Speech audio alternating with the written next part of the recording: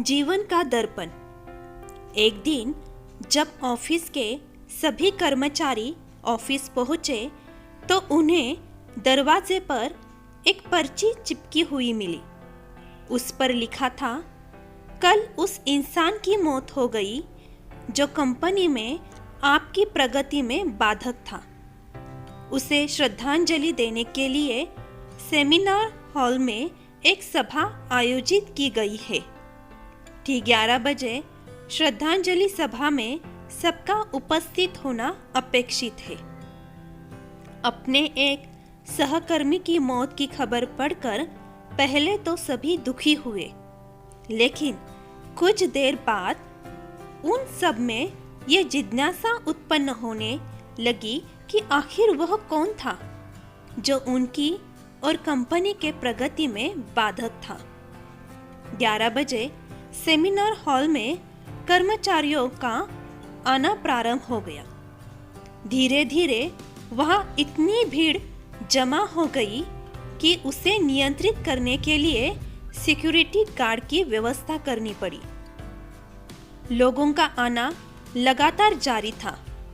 जैसे जैसे लोगों की भीड़ बढ़ती जा रही थी, सेमिनार हॉल में हलचल भी बढ़ती जा रही थी। सबके दिमाग में बस यही चल रहा था, आखिर वो कौन था जो कंपनी में मेरी प्रगति पर लगाम लगाने पर तुला हुआ था। चलो, एक तरह से ये अच्छा ही हुआ कि वो मर गया। जैसे ही श्रद्धांजलि सभा प्रारंभ हुई, एक एक करके सभी उत्सुक और जिज्ञासु कर्मचारी कफन के पास जाने लगे।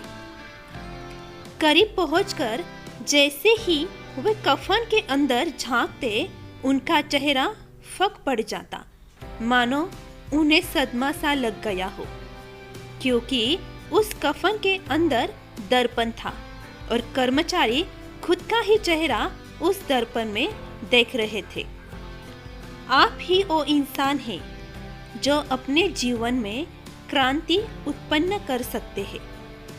आप ही वो इंसान हैं जो अपनी खुशी, अपनी समझ और अपनी सफलता को प्रभावित कर सकते हैं।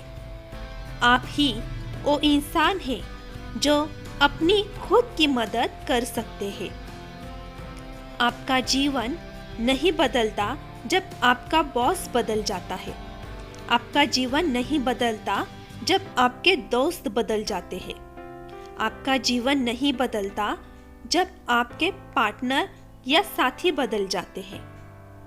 आपका जीवन तब बदलता है जब आप खुद बदल जाते हैं। जब आप अपने खुद के विश्वास की सीमा को लांघकर उसके पार जाते हैं, जब आप ये समझ जाते हैं कि आप और सिर्फ आप अपने जीवन के लिए जिम्मेदार हैं, तब आपका जीवन बदल जाता है।